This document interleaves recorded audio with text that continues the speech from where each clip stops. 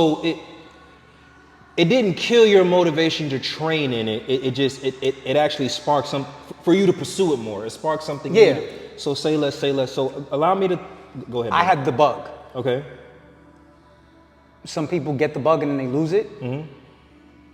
I'm 27 years in. I'm still doing this. Say less. Nothing was going to stop me from doing this. Nothing. So how about this? Was it because you were already introduced to it, regardless of how you were introduced to it?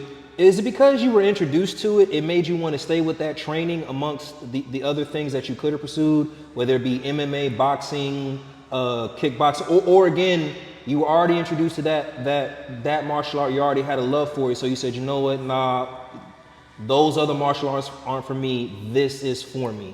If you don't mind me asking, did you try any other martial arts before, or you just knew that this was the path you wanted to take? I mean, karate when I was younger, I did it for a couple of weeks. I got a belt with some duct tape around it, so I got a stripe or something like that. Okay. But I didn't get past their white belt. I was only there for like a week. Okay. You know, so that wasn't for me. Okay, say less. You know, and I mean, there's nothing wrong with karate as a form of self-defense. You know what I mean? Like it just wasn't for me. There wasn't anything there. Like as much as I looked at the graduados that were moving and I was like, wow. Okay.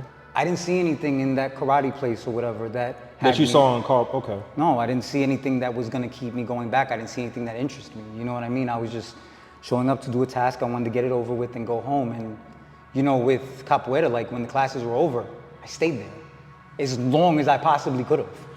So allow me to ask this question, like a little history lesson. So what is the origin of capoeira? Is it Hispanic descent, Brazilian descent?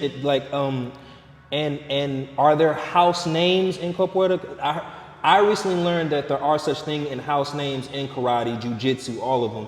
Is there like a house name in capoeira, out of curiosity? Well, like, what do you mean by house name? I'm not really familiar. So like Kyokushin karate, there's a house name, like I can't think of the name, but there's like I don't know the Japanese name, but there's a name in Kyokushin karate. It's a family name, and so you know how some martial arts are actually trained through manuals, and it's up to the person to, I guess, reciprocate or like shout out Chris. Like lineage? Huh? Yeah, pretty much. Yeah, very much so. So some house names, they're just transferred down versus it actually being in a manual. Is it like that? Does that make sense at all?